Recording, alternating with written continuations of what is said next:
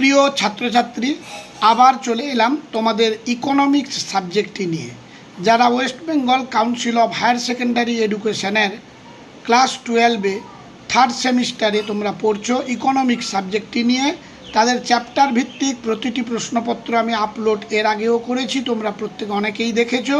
এবং আজকে আলোচনা করব ভারত ও তার প্রতিবেশী।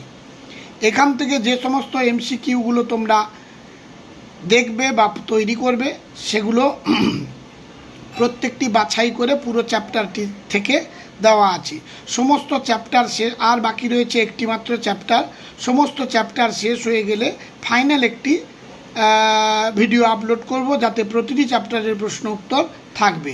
সে কারণে তোমরা চ্যানেলটিকে সাবস্ক্রাইব করে বেল আইকনটি ক্লিক করে রেখো, তাহলে ভিডিওটি আপলোড করার সাথে সাথে নোটিফিকেশান অবশ্যই পেয়ে যাবে। ইকোনমিক্স ছাড়া যদি তোমাদের political science, history, nutrition, ENVS এবং সোশিওলজি এই সমস্ত সাবজেক্টের প্রশ্ন উত্তর প্রয়োজন হয়, তাহলে তোমরা চ্যানেল ভিজিট করো, অবশ্যই পেয়ে যাবে প্রতিটি চ্যাপ্টার ভিত্তিক। এখান থেকে আলোচনা করব। দেখো, প্রথম প্রশ্ন, চীনে অর্থনৈতিক সংস্কার কবে ঘটেছিল?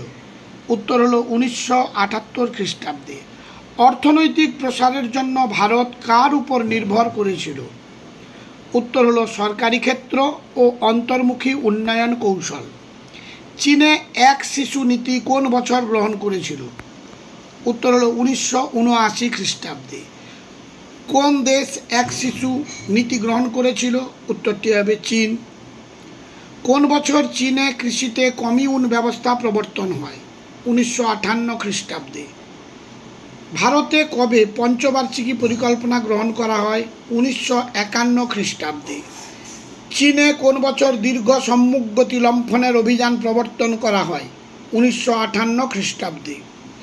চীনের বিরাট সম্মুখ লম্ফন কার্যক্রম যে বিষয়ের উপর গুরুত্ব আরোপ করেছিল সেটি হলো বিস্তৃত শিল্পায়ন।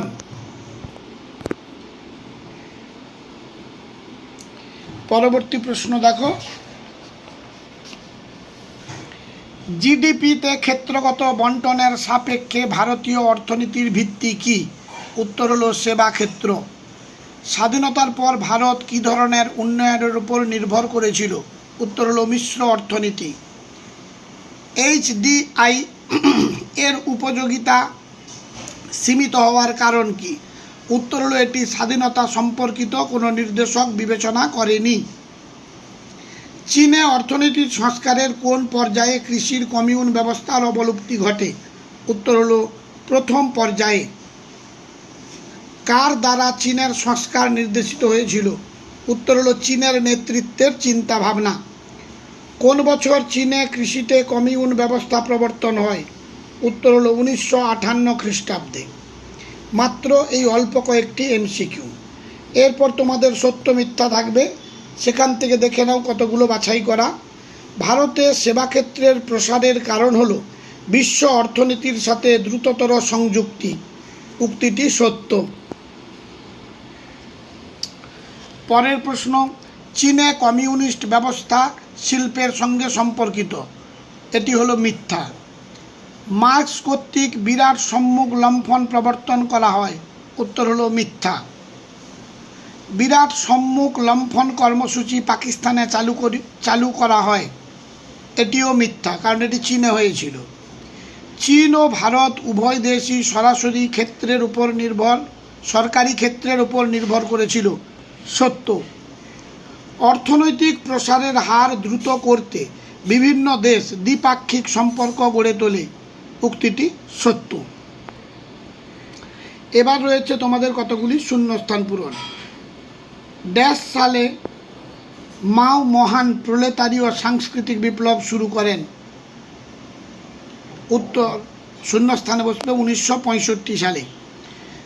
ড্যাশ সালে চীন তার প্রথম পঞ্চবার্ষিকী পরিকল্পনা ঘোষণা করে? শূন্যস্থানে বসবে 1953 সালে। উন্নয়নের মডেল হিসেবে চীন গ্রহণ করে ড্যাশ সমাজতন্ত্র। জনসংখ্যা বৃদ্ধির হার কমাতে চীন গ্রহণ করে ড্যাশ এক শিশু নীতি। বিরাট সম্মুখ লম্ফন কর্মসূচি ড্যাশে প্রবর্তিত হয়? চীন দেশে। ভারতের জিডিপিতে সর্বাধিক অবদান ড্যাশ ক্ষেত্রের ওপর, সেবা ক্ষেত্রের ওপর।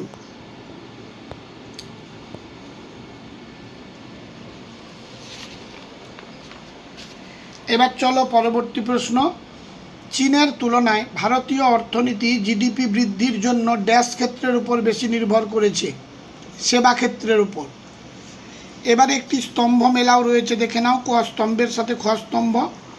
1949, 1953, 1965, 1978 কোনটিতে কি কাজ হয়েছিল বা কি প্রতিষ্ঠিত হয়েছে সেই বিষয়ে আলোচনা। 1949 সালে গণপ্রজাতন্ত্রী চীনের প্রতিষ্ঠা হয়।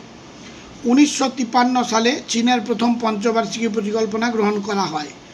1965 সালে মহান প্রলেতারীয় সাংস্কৃতিক বিপ্লব ঘটে। 1978 সালে চীনের সংস্কার প্রবর্তন হয়। এবারে স্তম্ভ 1-এর প্রদত্ত ঘটনার সাথে স্তম্ভ 2-এর সংশ্লিষ্ট ঘটনার জোড় মেলাও। এখানে একটি মাত্র জোড় মিলে গেছে, যেটি হলো চীনে বিশেষ অর্থনৈতিক অঞ্চল প্রতিষ্ঠা। সেটি হলো প্রত্যক্ষ বিদেশি বিনিয়োগ আকৃষ্ট করা।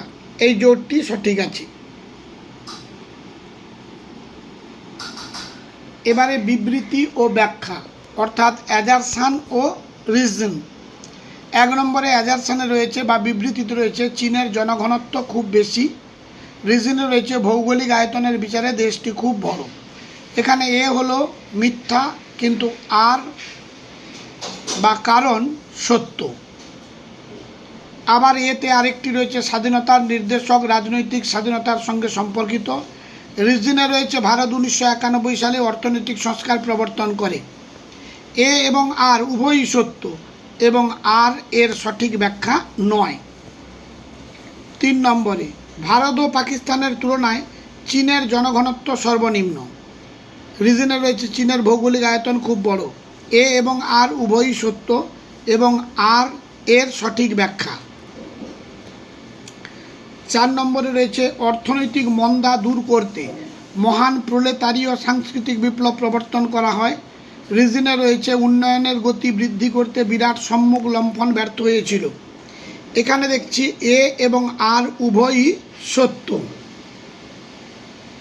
এবং আর হলো এর সঠিক ব্যাখ্যা। 5 নম্বর 1979 সালের এক শিশু নীতি সফল হয়েছিল। আরে রয়েছে চীন তার জনসংখ্যা বৃদ্ধির হার নিয়ন্ত্রণ করতে সক্ষম হয়েছে। এ এবং আর উভয়ই সত্য এবং আর হলো এর সঠিক ব্যাখ্যা। এই তোমাদের হচ্ছে লাস্ট প্রশ্ন। প্রত্যেকটি গুরুত্বপূর্ণ বাছাই করা, দেখে যেও, পরীক্ষায় তোমরা কমন অবশ্যই পাবে। আজ তাহলে এই পর্যন্ত। সবাই ভালো থেকো, ভালোভাবে লেখাপড়া করো।